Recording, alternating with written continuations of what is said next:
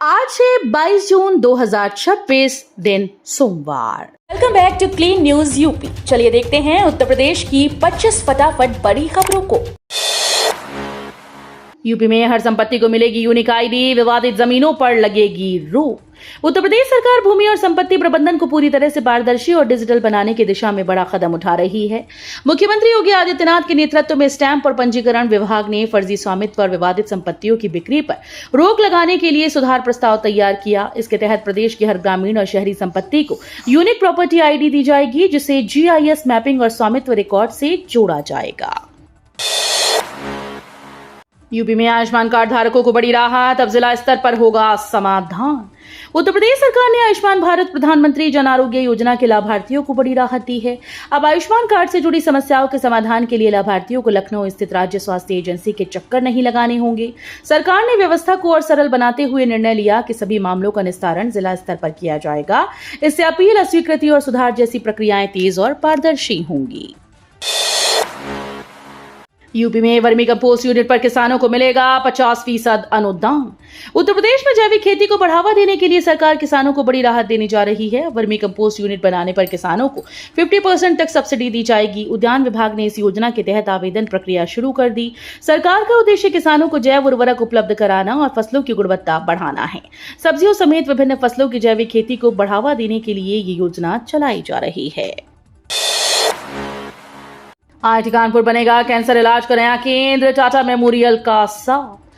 कानपुर और आसपास के मरीजों को अब कैंसर इलाज के लिए बड़े शहरों के चक्कर नहीं लगाने होंगे। IIT कानपुर के Gangwal school of medical science and technology में 50 बेड की अत्याधुनिक कैंसर यूनिट खोली जाएगी। इस परियोजना के लिए टाटा मेमोरियल हॉस्पिटल मुंबई के साथ MOU साइन किया गया है। टाटा मेमोरियल सेंटर अस्पताल की योजना कैंसर उपचार प्रणाली, रिसर्च और डॉक्टर्स के प्रशिक्षण में सहयोग देगा। कानपुर सेंट्रल पर बनेगा हाईटेक होल्डिंग एरिया, 2200 यात्री कर सकेंगे इंतजार। कानपुर सेंट्रल रेलवे स्टेशन पर यात्रियों की सुविधा और भीड़ प्रबंधन को बेहतर बनाने के लिए बड़ा कदम उठाया जा रहा है। उत्तर मध्य रेलवे स्टेशन के कैंट शोर पर अत्याधुनिक होल्डिंग एरिया बनाए जा रहे हैं, जहां एक साथ 2200 यात्री रुक सकेंगे। रेलवे अधिकारियों ने प्रस्तावित स्थल का निरीक्षण भी किया। उप मुख्य यातायात प्रबंधक आकांक्षु गोविल के मुताबिक अगले माह से निर्माण कार्य शुरू होगा। प्रयागराज में मेट्रो की जमीन पर बनेगा रोपवे स्टेशन, 110 करोड़ की सेना भूमि नहीं खरीदी जाएगी। प्रयागराज में संगम क्षेत्र के लिए बनने वाले रोपवे प्रोजेक्ट को लेकर बड़ा फैसला किया गया। अब रोपवे का मुख्य स्टेशन सेना की जमीन पर नहीं, बल्कि परेड मैदान में मेट्रो स्टेशन के लिए खरीदी जाने वाली जमीन पर बनाया जाएगा। सेना की जिस जमीन पर पहले बातचीत चल रही थी, उसकी कीमत 110 करोड़ रुपए से ज्यादा बताई गई। अधिक लागत को देखते हुए जमीन खरीदने का फैसला टाल दिया गया। मेट्रो और रोपवे एक ही क्षेत्र से संचालित होंगे, जिससे यात्रियों को बेहतर कनेक्टिविटी और संगम क्षेत्र का विहंगम दृश्य देखने का मौका मिलेगा।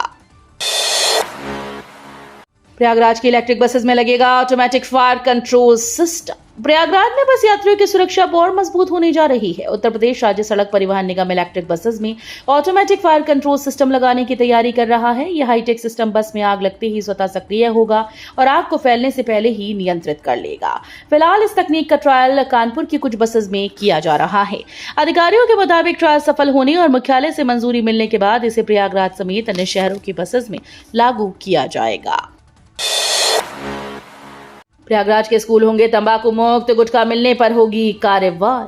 प्रयागराज में स्कूल्स को तंबाकू मुक्त बनाने के लिए बेसिक शिक्षा विभाग ने सख्ती शुरू कर दी। केंद्र सरकार के नशा मुक्त भारत अभियान के तहत अब स्कूल परिसरों में गुटखा, तंबाकू, बीड़ी, सिगरेट पर पूरी तरह से रोक रहेगी। अगर किसी स्कूल परिसर में गुटखा या तंबाकू के पाउच मिले तो संबंधित शिक्षक, प्रधानाध्यापक और प्रधानाचार्य से जवाब मांगा जाएगा। पीडीए ने दी घर खरीदारों को बड़ी राहत, फ्लैट्स की कीमत में 10 लाख तक कटौती। प्रयागराज विकास प्राधिकरण यानी पीडीए अब घर खरीदने वालों को बड़ी राहत देने जा रहा है। शहर की 10 आवासीय योजनाओं के करीब 350 फ्लैट सस्ती दरों पर बेचे जाएंगे। फ्लैट की कीमत में 5 से 10 लाख रुपए तक की कटौती की गई। कालिंदीपुरम, नैनी और अन्य इलाकों की योजनाओं में अब 40 लाख के फ्लैट सिर्फ 30 से 32 लाख रुपए में मिलेंगे। पीडीए ने बिक्री का प्रस्ताव तैयार कर लिया है और जल्द ही रजिस्ट्रेशन की प्रक्रिया शुरू होगी। IIT कानपुर में लौटा टॉपर्स का भरोसा, 32वीं रैंक वाले छात्र ने चुनी CS ब्रांच। आईआईटी कानपुर में एक बार फिर से देश के टॉप रैंकर्स का भरोसा लौटता नजर आ रहा है। जेईई एडवांस में ऑल इंडिया 32वीं रैंक हासिल करने वाले मेधावी छात्र ने computer science and engineering branch के लिए आईआईटी कानपुर को चुना। पिछले 7 वर्षों बाद अंडर 100 रैंक वाले छात्र की ये पसंद संस्थान के लिए बड़ी उपलब्धि मानी जा रही है। फिलहाल ज्वाइंट सीट एलोकेशन अथॉरिटी की काउंसलिंग प्रक्रिया जारी है और पहले चरण का सीट अलॉटमेंट हो चुका है। 135 अग्निवीरों ने ली राष्ट्र रक्षा की शपथ, गूंजा भारत माता की जयकार। 39 कोर का प्रशिक्षण केंद्र में शनिवार को भव्य पासिंग आउट परेड का आयोजन हुआ, जहां 135 अग्निवीरों ने देश की रक्षा के लिए प्राण न्यौछावर करने की शपथ ली। 24 सप्ताह के कठिन सैन्य और आधुनिक युद्ध प्रशिक्षण के बाद अग्निवीर अब भारतीय सेना का हिस्सा बने हैं। परेड में शौर्य, अनुशासन और ड्रोन तकनीक आधारित प्रशिक्षण की झलक देखने को मिली। समारोह में लेफ्टिनेंट जनरल जुबीन मिनवाला समेत सेना के कई वरिष्ठ अधिकारी मौजूद रहे। यूपी में प्रॉपर्टी सिस्टम होगा हाईटेक, रजिस्ट्री होते ही शुरू होगा नामांतरण। उत्तर प्रदेश में संपत्ति खरीद बिक्री की प्रक्रिया पूरी तरह से डिजिटल और पारदर्शी बनने जा रही है। सरकार unique property ID, GIS mapping और भू आधार जैसी आधुनिक व्यवस्थाएं लागू करने की तैयारी में है। इसके जरिए किसी भी संपत्ति की पूरी जानकारी एक क्लिक पर उपलब्ध होगी। सबसे बड़ी राहत ये होगी कि रजिस्ट्री पूरी होते ही नामांतरण की प्रक्रिया स्वतः शुरू हो जाएगी। इससे लोगों को सरकारी दफ्तरों के चक्कर नहीं लगाने होंगे और फर्जीवाड़े पर भी रोक रहेगी। राम मंदिर चढ़ावा विवाद पर अखिलेश का तंज, बोले जांच रिपोर्ट ही गायब ना हो जाए। राम मंदिर चढ़ावे में कथित गबन मामले को लेकर सियासत तेज हो गई। समाजवादी पार्टी अध्यक्ष अखिलेश यादव ने एसआईटी जांच पर तंज कसते हुए कहा कि कहीं जांच रिपोर्ट ही चोरी ना हो जाए। उन्होंने एक्स पर पोस्ट कर कहा कि 15 दिन का समय इसलिए बढ़ाया जा रहा है क्योंकि सबूत ठिकाने लगाए जा रहे हैं। इस मामले में अभी तक एफआईआर दर्ज न होने पर भी सवाल उठ रहे हैं। यूपी में जनसंख्या 25 करोड़ के पार पहुंचने का अनुमान, जनगणना का पहला चरण पूरा। देश का सबसे अधिक आबादी वाला राज्य उत्तर प्रदेश अब नई जनसंख्या रिकॉर्ड की ओर बढ़ता नजर आ रहा है। जनगणना 2027 के पहले चरण में प्रदेश के करीब 6 करोड़ मकानों की गणना पूरी कर ली गई। पिछले जनसंख्या रुझानों और मकानों की संख्या को देखते हुए अनुमान लगाया जा रहा है कि प्रदेश की आबादी 25 करोड़ के आंकड़े को पार कर सकती है। हालांकि वास्तविक संख्या का खुलासा अगले वर्ष होने वाली व्यक्तिगत और जातीय जनगणना के बाद होगा। यूपी के नगर निगमों की बढ़ी कमाई, गोरखपुर बना राजस्व वृद्धि में नंबर 1।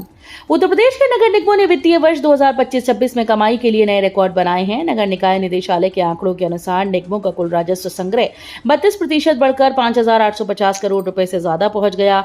पिछले साल यह आंकड़ा 4,439 करोड़ रुपए था। राजस्व बढ़ने के साथ अब विकास कार्यों के लिए ज्यादा धनराशि जारी की जाएगी। इस प्रदर्शन में गोरखपुर नगर निगम सबसे आगे रहा, जहां 109% की रिकॉर्ड वृद्धि दर्ज की गई। यूपी में स्वास्थ्य सुधार की बड़ी पहल, मातृ मृत्यु दर घटाने पर फोकस। उत्तर प्रदेश में मातृ मृत्यु दर को कम करने के लिए सरकार अब तमिलनाडु मॉडल लागू करने की तैयारी कर रही है। इसके तहत अधिकतर प्रसव मेडिकल कॉलेजेस, जिला अस्पतालों और विशेषज्ञ सुविधाओं वाले संस्थानों में कराए जाएंगे ताकि जोखिम को कम किया जा सके। साथ ही राज्य में जन्म और मृत्यु पंजीकरण की नई नियमावली 2026 लागू कर दी गई। अब 21 दिन के भीतर सूचना देना अनिवार्य होगा। देरी पर निर्धारित शुल्क के साथ पंजीकरण लिया जाएगा। यूपी में टीचर्स के तबादले को लेकर बड़ी हलचल, पश्चिमी जिलों की सबसे ज्यादा मांग। उत्तर प्रदेश के परिषदीय स्कूल्स में शिक्षकों के अंतर जनपदीय तबादले के लिए आवेदन प्रक्रिया पूर्ण हो गई। इस बार गंभीर बीमारी, दिव्यांगता और पति पत्नी के एक ही विभाग में कार्यरत होने जैसा विशेष परिस्थितियों वाले शिक्षकों के आवेदन को मौका दिया गया। खास बात यह रही कि न्यूनतम सेवा अवधि की बाध्यता नहीं रखी गई, जिससे बड़ी संख्या में आवेदन पहुंचे। अब विभाग आवेदन पत्रों की जांच कर जिलावार ब्यौरा तैयार करेगा। ओडीओपी योजना को नई रफ्तार, 100 प्रशिक्षण केंद्रों से युवाओं को मिलेगा कौशल प्रशिक्षण। उत्तर प्रदेश में एक जिला एक उत्पाद योजना को नई रफ्तार मिलने जा रही है। प्रदेश के 100 जिला स्तरीय प्रशिक्षण केंद्रों में युवाओं को स्थानीय उद्योगों और बाजार की जरूरतों के अनुसार कौशल प्रशिक्षण दिया जाएगा। प्रशिक्षण पूरा करने के बाद उन्हें प्रमाण पत्र भी प्रदान किया जाएगा। इस पहल से हजारों युवाओं को रोजगार, स्वरोजगार के अवसर मिलेंगे। साथ ही पारंपरिक उद्योगों को प्रशिक्षित मानव संसाधन उपलब्ध होगा, जिससे स्थानीय अर्थव्यवस्था को मजबूती मिलेगी। यूपी पुलिस कांस्टेबल भर्ती की आंसर की जारी, 23 जून तक दर्ज कराएं आपत्ति। उत्तर प्रदेश पुलिस भर्ती और प्रोन्नति बोर्ड ने कांस्टेबल भर्ती परीक्षा की सभी 6 पालियों की आधिकारिक आंसर की जारी कर दी। यह आंसर की बोर्ड की वेबसाइट पर उपलब्ध है। 32,679 पदों पर होने वाली इस भर्ती के लिए अभ्यर्थी 23 जून की मध्य रात्रि तक ऑनलाइन आपत्ति दर्ज करा सकते हैं। परीक्षा 8, 9 और 10 जून को प्रदेश के 75 जिलों के 1183 केंद्रों पर आयोजित की गई थी। आपत्ति दर्ज करते समय अभ्यर्थियों को संबंधित पाठ्य पुस्तक या प्रामाणिक स्रोत के साक्ष्य अपलोड करने होंगे। महोबा में सीएम योगी का बड़ा दावा, बुंदेलखंड में विकास और माफिया राज पर सख्त रुख। उत्तर प्रदेश के महोबा दौरे पर मुख्यमंत्री योगी आदित्यनाथ ने 697 करोड़ रुपए से अधिक की 88 विकास परियोजनाओं का लोकार्पण और शिलान्यास किया। इस दौरान उन्होंने बुंदेलखंड में विकास, जल संरक्षण, कनेक्टिविटी और रक्षा क्षेत्र में हो रही प्रगति पर जोर दिया। मुख्यमंत्री ने कहा कि उनकी सरकार ने माफिया राज को समाप्त कर क्षेत्र को नई पहचान दी। उन्होंने विपक्ष पर निशाना साधते हुए कहा कि नकारात्मक सोच विकास को स्वीकार नहीं कर पाती है। यूपी बोर्ड के अंक पत्र और प्रमाण पत्र तैयार, जल्द स्कूल्स में होगा वितरण। उत्तर प्रदेश माध्यमिक शिक्षा परिषद ने हाई स्कूल और इंटरमीडिएट परीक्षा 2026 के लाखों विद्यार्थियों के मूल अंक पत्र और प्रमाण पत्रों की ऑफलाइन वितरण प्रक्रिया पूर्ण कर ली। ये सभी दस्तावेज बोर्ड के 5 क्षेत्रीय कार्यालयों में उपलब्ध करा दिए गए हैं और जल्द ही स्कूल्स को भेजे जाएंगे। इसके साथ ही कक्षा 9 और 11 के छात्रों के पंजीकरण कार्ड भी स्कूल तक पहुंचाए जा रहे हैं। बोर्ड सचिव के अनुसार पहले डिजिटल अंक पत्र जारी किए गए थे और त्रुटि सुधार का अंतिम अवसर भी दिया गया। यूपी मतदाता सूची पुनरीक्षण के बाद डेटा विश्लेषण शुरू, नए मतदाताओं की हिस्सेदारी में बदलाव। उत्तर प्रदेश में विशेष प्रगाढ़ पुनरीक्षण के बाद मतदाता सूची को लेकर डेटा विश्लेषण और सत्यापन की प्रक्रिया शुरू कर दी गई। हाल ही में जुड़े नए मतदाताओं के आंकड़ों और विभिन्न आयु वर्गों में उनकी हिस्सेदारी की समीक्षा की जा रही है। अधिकारियों के अनुसार पूरी मतदाता सूची में अल्पसंख्यक समुदाय की आबादी के अनुपात और नए पंजीकरण के रुझानों का भी अध्ययन किया जा रहा है। कोडियन कफ सिरप तस्करी केस में बड़ा एक्शन, 35 करोड़ की संपत्ति होगी कुर्क। प्रतिबंधित कोडियन युक्त कफ सिरप तस्करी मामले में फरार मास्टरमाइंड शुभम जायसवाल और उसके साथियों पर एसटीएफ ने शिकंजा और कस दिया। कोर्ट ने शुभम जायसवाल, वरुण सिंह और गौरव जायसवाल की संपत्ति कुर्क करने का आदेश जारी कर दिया है। आदेश मिलने के बाद एसटीएफ अब 35 करोड़ रुपए से ज्यादा की चल अचल संपत्तियों को जब्त करेगी।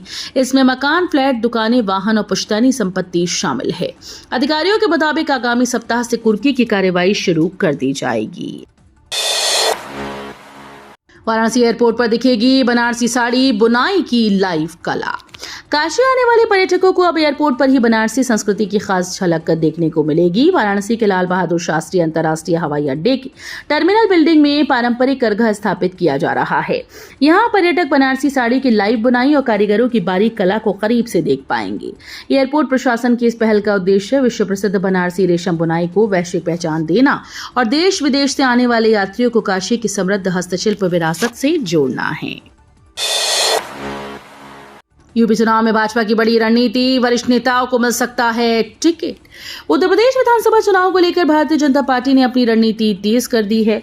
पार्टी इस बार संगठन और सरकार दोनों स्तरों पर बड़े बदलाव की तैयारी में है। सूत्रों के अनुसार वरिष्ठ मंत्रियों और विधान परिषद सदस्यों को सीधे चुनावी मैदान में उतारा जा सकता है ताकि उनकी जनाधार क्षमता का आकलन किया जा सके। प्रदेश अध्यक्ष पंकज चौधरी समेत कई बड़े चेहरों के नामों पर भी मंथन चल रहा है। इस रणनीति को संगठन विस्तार और चुनावी मजबूती की दिशा में अहम कदम माना जा रहा है। तो ये थी आज की 25 फटाफट बड़ी खबरें। अगर आपको न्यूज पसंद आई हो तो वीडियो को लाइक और शेयर जरूर करें। धन्यवाद।